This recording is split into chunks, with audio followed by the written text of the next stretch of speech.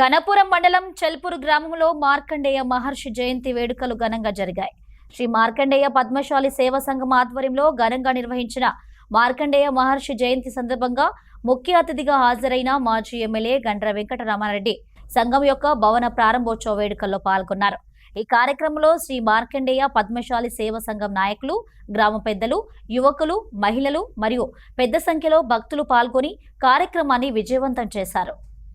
మార్కండేయ జయంతి సందర్భంగా జయంతి ఉత్సవాలను జరుపుకున్న సందర్భంలో ప్రతి దగ్గర కూడా ఎంతో పెద్ద ఎత్తున ఈ ఉత్సవాలు జరుపుకోవడం, అందులో అందరూ కూడా పాల్గొనడం, ఈ పూజా కార్యక్రమంలో పాల్గొన్నందుకు, అదే సందర్భంలో మమ్మల్ని ఆహ్వానించి మమ్మల్ని కూడా ఈ కార్యక్రమంలో భాగస్వామ్యం చేసినందుకు ప్రత్యేకమైనటువంటి కృతజ్ఞతలు తెలియజేస్తూ, గౌరవనీయులైనటువంటి తెలంగాణ తొలి రాష్ట్ర ముఖ్యమంత్రి చంద్రశేఖరరావు గారు ఈ రాష్ట్రంలో ఉండేటువంటి అన్ని కుల వృత్తులను గౌరవించి అందరూ కూడా సగౌరవంగా ఉండాలనేటువంటి ఒక సత్సంకల్పంతో ఆ రోజు ఈ వృత్తిని నమ్ముకున్న వాళ్ళు ఎక్కువ కూడా భీమండి, సూరత్, ఎక్కడెక్కడో సుదూర ప్రాంతాలకు వెళ్ళి జీవనం కొనసాగిస్తూ ఉన్నారు.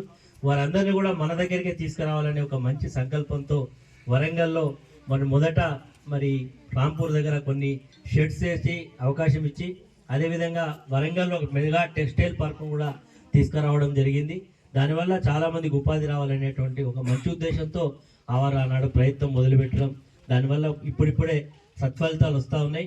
ఈ రోజులలో వృత్తులు అనేటివి అంతరించిపోతూ ఉన్నాయి. ఎవరి వృత్తి వాళ్ళు చేసుకునే పరిస్థితి లేదు. ఎవరికి ఈరోజు విజ్ఞానం పెరిగినటువంటి సందర్భంలో నేటి తరం బాగా చదువుకొని అనేక రంగాలలో రాణిస్తున్న ఈ సందర్భంలో ఈ వృత్తిని నమ్ముకొని ఉండే వాళ్లకు మంచి జరగాలనే ఒక మంచి సంకల్పంతో కార్యక్రమాలు మొదలుపెట్టడం జరిగింది. అనేక రాయితీలు కూడా ఆనాడు చేనేత వృత్తులు చేసుకునే వాళ్ళకు ఇంట్రెస్ట్ రాయితీలు, అదేవిధంగా పరిశ్రమలు పెట్టే వాళ్లకు పవర్లో కూడా అనేక రాయితీలు ఇవ్వడం జరిగింది.